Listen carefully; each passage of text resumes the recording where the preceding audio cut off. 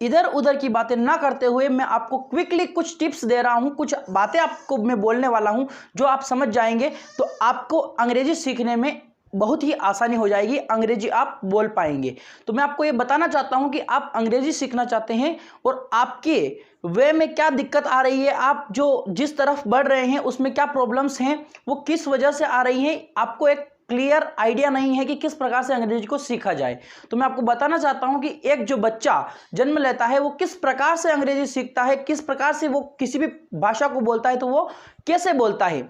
आप जानते हैं कि वह क्या करता है, सबसे पहले वह सुनना सीखता है, ना उसे कुछ बोलना आता है, ना उसे कुछ कहना आता है, कुछ भी नहीं करना आता है उसे, ना पढ़ना आता है और ना ही लिखना आता है। तो वो क्या करता है, सबसे पहले सुनता है।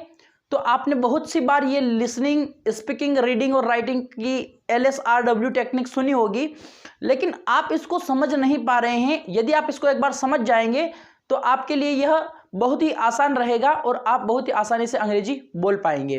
तो आपको यह समझना है कि लिसनिंग बहुत ही इंपॉर्टेंट चीज़ होती है। सबसे पहले हमें जो बड़े बड़े वादे करके जो इंग्लिश ट्रेनर बताते हैं वो इसी वजह से बता पाते हैं कि वो उनको पता है कि ये व्यक्ति किस प्रकार से अंग्रेजी सीखेगा। तो मैं आपको वही अंदर का सीक्रेट बताना चाहता हूँ कि उसमें ऐसा कुछ डिफरेंट नहीं रहता है।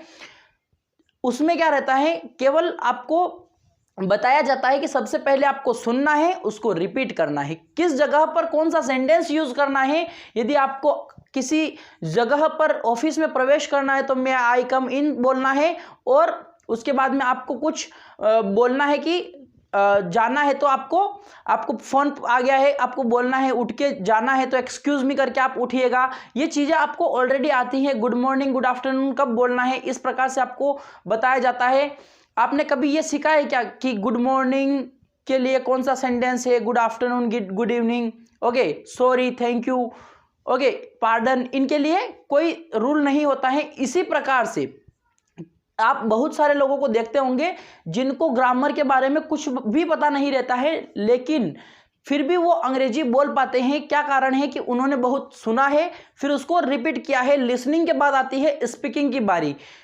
सबसे ज़्यादा हमें करना क्या होता है, स्पीकिंग करना होता है। इस चीज़ पर आप ध्यान दीजिएगा कि आपको मैं बिल्कुल प्रैक्टिकल तरीके बता रहा हूं कि इन तरीकों से आप भी इंग्लिश बोल सकते हैं और आप एक अच्छा स्पीकर बन सकते हैं।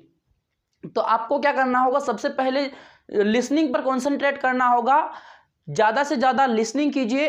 और एक और महत्वपूर्ण बात मैं आपको बोलना चाहता हूं कि जिस भी एरिया में आप हैं, जिस भी क्षेत्र में आप हैं अभी, और जिस क्षेत्र में आप जाना चाहते हैं, जिस क्षेत्र के बारे में आपको नॉलेज चाहिए, मतलब कि आप उस पर्टिकुलर एरिया, पर्टिकुलर फील्ड के बारे में आप बोलना चाहते हैं, तो उसके बारे में आप कन्वर्सेशन मैक्सिमम आप सुनने की कोशिश कीजिए। इंटरनेट पर बहुत सारी ऐसी वीडियोस और बहुत सारा ऐसा कंटेंट है जो कि आप कंज्यूम कर सकते हैं और आपके लिए बहुत ही हेल्पफुल होगा। तो आपको उसी कंटेंट को कंज्यूम करना है जो आप बोलने वाले हैं। जब आप किसी जैसे कि अगर आप सुनते हैं कि कौन सी गुड हैबिट्स हैं, ओके, यदि आपको बोलना है कहीं पर कि ये गुड हैबिट्स है और आपको ये फॉलो करनी है, तो आप यदि उन गुड हैबिट्स को सुनेंगे, आपको वो गुड हैबिट्स पता रहेगी, तो आप उस लैंग्वेज में उसको बोल पाएंगे। अदरवाइज यदि आपने सुना ही नहीं है कि गुड हैबिट्स होती क्या है, आपको पता ही नहीं है, then how will you be able to speak about good habits, okay, आप नहीं बोल पाएंगे। तो मैं आपसे यही कहना चाहता हूं कि आपको जिस क्षेत्र में जैसे कि यदि आप एग्रीकल्चर में हैं, यदि आप सॉफ्टवेयर डेवलपमेंट में हैं, यदि आप टीचिंग फील्ड में हैं, किसी भी प्रकार का आपका क्षेत्र हो, उसके बारे में आप नॉलेज गैदर कीजिए, आप इकट्ठा कीजिए ज्ञान उसके बारे में। आप उसके बारे में वोकेब को कंप्लीट कीजिए। वोकेब आप किस प्रकार से कंप्लीट करेंगे, एक बात और यहाँ पर आती है कि हम वोकेब कंप्लीट करने में, वोकेब सीखने में बहुत सारे लोगों को दिक्कत होती है कि किस प्रकार से हम जो वोकेबुलरी है अपनी डेवलप करें, अपने ज़्यादा से ज़्यादा अपने शब्द भंडार को, शब्दकोश को बढ़ाएं।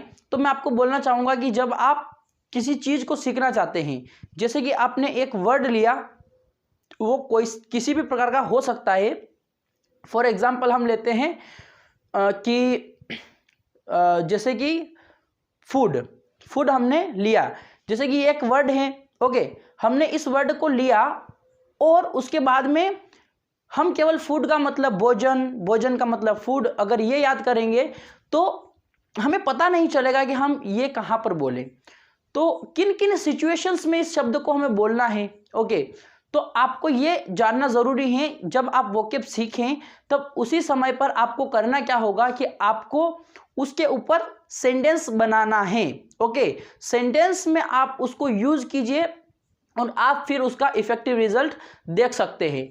तो मैं आपको यही कुछ इंफॉर्मेशंस देना चाहता था कि आप किस प्रकार से, और इसी प्रकार से मैं आपको गाइड करता रहता हूं। यदि आपको कुछ डाउट्स हैं तो आपका बिल्कुल वेलकम है, आप पूछ सकते हैं, आप कमेंट करिए, मैं आपको उसका जवाब ज़रूर देने की कोशिश करूंगा। और भी इसी प्रकार के वीडियोस मैं आपके लिए बनाता रहता हूं, आपको मैं गाइड भी करता हूं, आपको मैं बताता भी हूं किस प्रकार से आप अपने जो लर्निंग का एरिया है, जिस दिशा में आप बढ़ रहे हैं उस दिशा में आप किस प्रकार से आगे बढ़ पाएंगे, किस प्रकार से ग्रो कर पाएंगे। और अभी मैं आपको इंग्लिश रिलेटेड, इंग्लिश किस प्रकार से सीखी जाए और इंग्लिश के लिए क्या क्या चीज़ें हैं जो कि हमें पहले करनी होती हैं और क्या क्या चीज़ों को हमें बाद में करनी होती हैं, किस प्रकार से हम स्टेप बाय स्टेप ग्रो कर सकते हैं, तो ये मैं आपको भी बता रहा हूँ। और उम्मीद करता हूँ कि आपको ये बहुत ही अच्छा भी लग रहा होगा, समझ में भी आ रहा होगा और आपके लिए बहुत ही हेल्पफुल भी होगा। So thank you very much. आपको करना क्या होगा, सबसे पहले आप ऑब्जर्व कीजिए, खुद ऑब्जर्व कीजिए, आपको उसके बाद में बहुत ज़्यादा आइडिया लगेगा। यदि मैं आपको बोल दूंगा तो आप उतना नहीं समझ पाएंगे जितना कि यदि आप खुद ऑब्जर्व करेंगे उस चीज़ को। कैसे आपको ऑब्जर्व करना है, जैसे कि आप देखिए, सबसे पहले आपको समझना होगा कि कोई भी व्यक्ति अंग्रेजी बोलता कैसे है। आप उस चीज़ को समझेंगे, आपको खुद ब खुद पता चल जाएगा कि किस प्रकार से हम अंग्रेजी खुद भी बोल सकते हैं। जैसे कि आप यदि किसी व्यक्ति को देखेंगे कि वो अंग्रेजी किस प्रकार से सीखा है, स्टेप बाय स्टेप किसी बच्चे को देखेंगे कि वो किस प्रकार से क्या सीखता है। ओके, पहले वो क्या सीखता है, पहले वो लिखना सीखता है, पहले वो बोलना सीखता है, या फिर वो पहले सुनना सीखता है। लिसनिंग की जो हैबिट है वो बहुत ही इम्पोर्टेंट चीज़ है। आप सोच रहे होंगे कि हम लिसनिंग स्किल, क्या लिसनिंग स्किल, कुछ भी नहीं है लिसनिंग स्किल, लेकिन लिसनिंग स्किल बहुत ही बड़ी चीज़ है।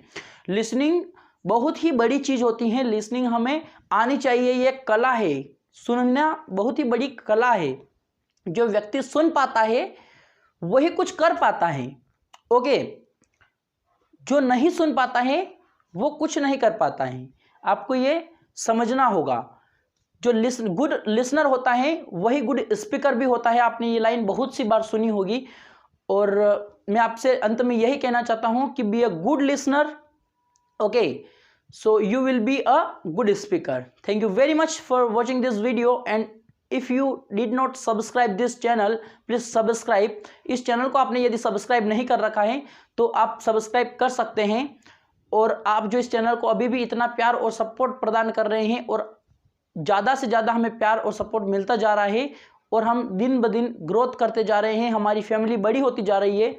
इसके लिए मैं आपका धन्यवाद करना चाहूँगा। Thank you very much. इस वीडियो को यहाँ तक देखने के लिए अपने फ्रेंड्स में भी इस इंफॉर्मेटिव जानकारी को ज़रूर पहुँचाएं। Thank you very much. जय हिंद, जय भारत।